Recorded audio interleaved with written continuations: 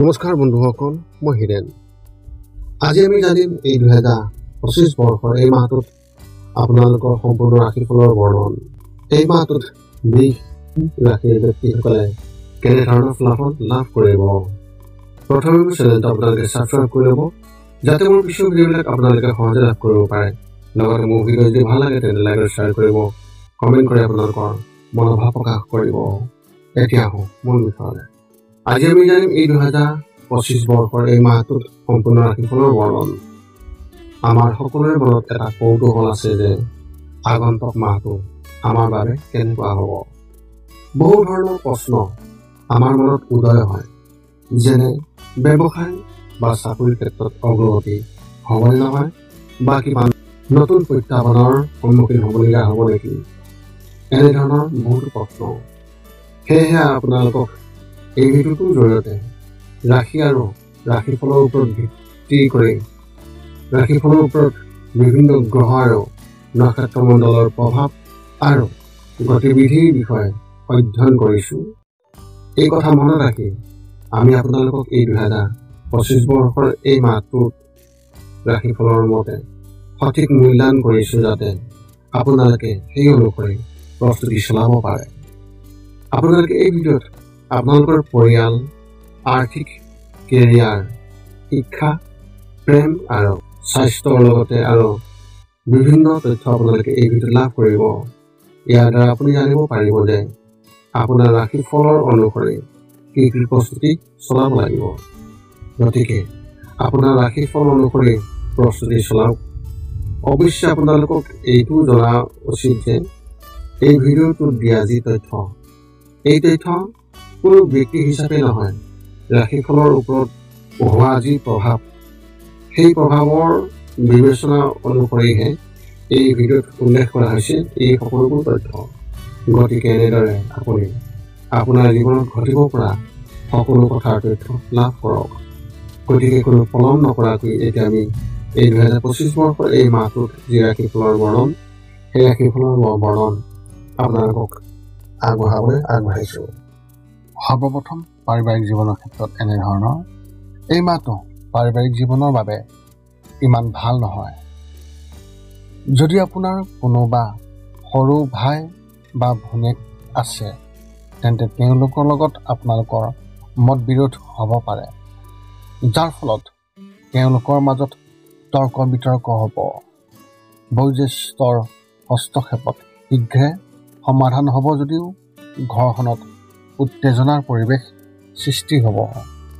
পৰিয়ালৰ কোনো সদস্য অসুস্থ হ'ব পাৰে, যাৰ বাবে পৰিয়ালৰ পৰিৱেশ উত্তেজনাপূৰ্ণ হৈ থকাৰ সম্ভাৱনা আছে।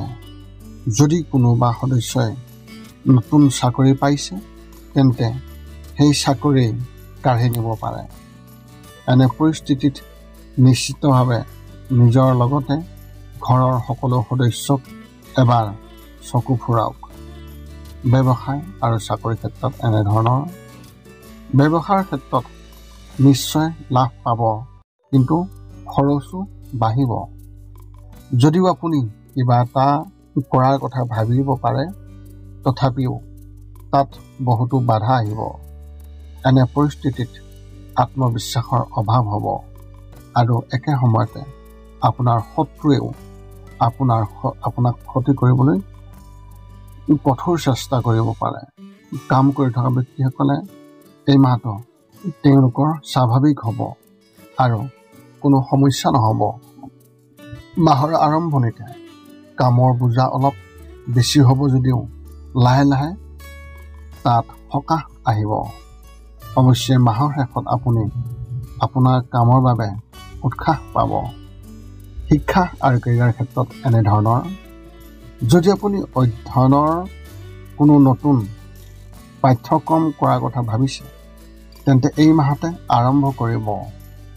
আৰম্ভণিতে কিছু সমস্যা হ'ব যদিও লাহে লাহে সকলো ঠিক হৈ যাব। শিক্ষকসকলে আপোনাৰ কামত সুখী হ'ব আৰু কেৰিয়াৰৰ লগত জড়িত কিবা এটা আপোনাৰ মনত আমনি কৰিব, কিন্তু কাৰো আগত আপুনি শ্বেয়াৰ কৰিব নোৱাৰিব। আৰ্থিক সমস্যা হ'ব, কিন্তু বন্ধু বান্ধৱীৰ পৰা সহায় পাব। পঢ়া শুনাত কিছুমান কথাৰ সন্দেহ থাকিব। ছিনিয়ৰসকলৰ পৰাও আপুনি সমৰ্থন পাব। প্ৰেমৰ ক্ষেত্ৰত এনেধৰণৰ, যদি আপুনি প্ৰেমৰ সম্পৰ্কত আছে তেন্তে এই মাহত আপোনাৰ আকৰ্ষণ আন কাৰোবাৰ ওপৰত পৰিব পাৰে আৰু আপুনিও হয়তো তেওঁলোকক আপোনাৰ হৃদয় দিব পাৰে। ইয়াৰ ফলত আপোনাৰ সংগীৰ মনত সন্দেহৰ সৃষ্টি হ'ব আৰু সম্পৰ্কত দূৰত্ব বাঢ়িব। কোনো এটা বিষয়ক লৈ বিবাদ হ'ব পাৰে। বিবাহিত পুৰুষসকলে নিজৰ সংগীৰ সৈতে ৰোমান্টিক ঠাইলৈ যোৱাৰ পৰিকল্পনা কৰিব পাৰে, কিন্তু শেষ মুহূৰ্তত কোনো সমস্যাৰ বাবে পৰিকল্পনা বাতিল হ'ব পাৰে। বিবাহৰ বাবে অপেক্ষা কৰি থকা ব্যক্তিসকলে হয়তো নিজৰ বাবে নতুন জীৱনসংগী বিচাৰি পাব আৰু তেওঁলোকৰ লগত অতি সুখী যেন লাগিব। স্বাস্থ্যৰ ক্ষেত্ৰত এনেধৰণৰ, শাৰীৰিকভাৱে আপুনি সম্পূৰ্ণ সুস্থ হ'ব আৰু কোনো ধৰণৰ সমস্যা নহ'ব। কিন্তু যদি আপুনি ডায়েবেটিছৰ সমস্যাত আছে তেন্তে নিজৰ যত্ন লওক আৰু বজাৰৰ খাদ্য একেবাৰে নাখাব।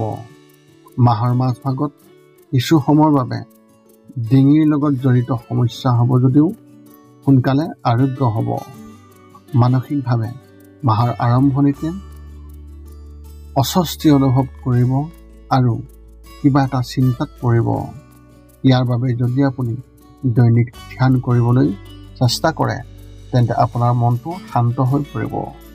ৰাতিপুৱা সাৰ পোৱাৰ পিছত বা ৰাতি শুই থকাৰ সময়ত ধ্যান কৰাৰ অভ্যাস কৰক।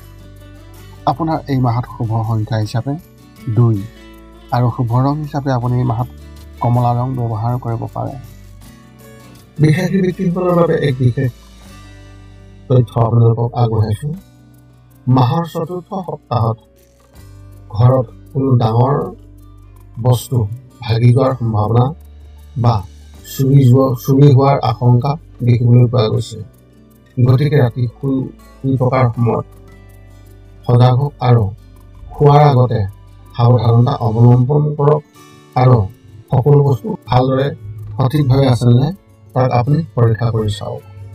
লগতে ঘৰত যিকোনো ডাঙৰ বস্তু তুলি বা আপুনি লওঁতে অলপ সাৱধানতা অৱলম্বন কৰাটো অতি প্ৰয়োজন হ'ব বা আপুনি তাক লৰচৰ কৰোঁতে তথাপিও আপুনি সাৱধান হ'ব লাগিব।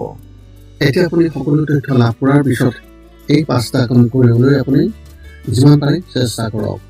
সৰ্বপ্ৰথমটো হৈছে আপুনি আপোনাৰ শৰীৰটো সুস্থ কৰি ৰাখিবলৈ দৈনিক যোগাসন কৰক, য'ত মূলতঃ 10 মিনিটৰ বাবে ওমকাৰ মন্ত্ৰ, 10 মিনিটৰ বাবে কপালভাতি আৰু 10 মিনিটৰ বাবে অনুলোম বিলোম।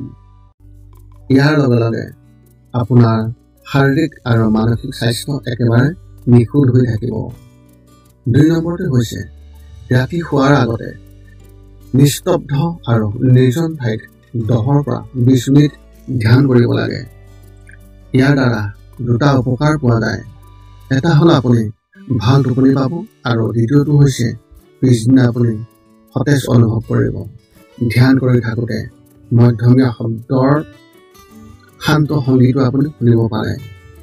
3 নম্বৰতে হৈছে প্ৰতি মংগলবাৰে পুৱা নিশ্চয় হনুমান চালিচা পাঠ কৰক আৰু হনুমান মন্দিৰ দৰ্শন কৰক, নতুবা আপুনি বিষ্ণু মন্দিৰ দৰ্শন কৰক। ইয়াৰ দ্বাৰা আপোনাৰ আৰু আপোনাৰ পৰিয়ালৰ যিকোনো সদস্যৰ সংকট দূৰ হ'ব আৰু সদায় সুখ আৰু শান্তি থাকিব। 4 নম্বৰটো হৈছে ঘৰৰ বাহিৰত গৰু আৰু কুকুৰক প্ৰতিদিনে আপুনি পাৰিলে খাদ্য খুৱাব লাগে। খাদ্য খুৱাওক আৰু যদি পাৰে চৰাই চিৰিকটি আদিকো খাদ্য আৰু পানীৰ যোগান ধৰক। এই পৃথিৱীখন যিমান আমাৰ সিমানেই সিহঁতৰ। নিতৌ ইহঁতক খুৱাই আমি তেওঁলোকৰ পৰা এক আশীৰ্বাদ লাভ কৰিব পাৰোঁ আৰু আমাৰ ওপৰত থকা গ্ৰহবোৰৰ কুপ্ৰভাৱ দূৰ হ'ব। সদশেষত 5 নম্বৰটো হৈছে আপুনি পাৰিলে মাজে মাজে চৌপাশৰ দুখীয়া ব্যক্তিসকলক আপুনি পাৰিলে সহায় কৰক আৰু ভোকাতুৰ ব্যক্তিসকলক আপুনি পাৰিলে খুৱাবলৈ চেষ্টা কৰক। এই আছিল এই 2025 বৰ্ষৰ জানুৱাৰী মাহটোত বিশ্বাসী ব্যক্তিসকলে লাভ কৰিবলগীয়া সম্পূৰ্ণ ৰাশিফলৰ বৰ্ণন। যদি আপোনাৰ মনত এতিয়াও কিবা জ্যোতিষ সম্বন্ধীয় প্ৰশ্ন আছে তেন্তে আপোনালোকে আপোনালোকৰ প্ৰশ্ন কমেণ্ট বক্সত আমাক প্ৰকাশ কৰক আৰু আমি আপোনালোকৰ প্ৰশ্নৰ উত্তৰ সকলো সময়তে দিবলৈ আমি সকলো সময়তে সাজু আছোঁ। পুনৰ লগ পাম অন্য ভিডিঅ'ত। আজিলৈ ধন্যবাদ।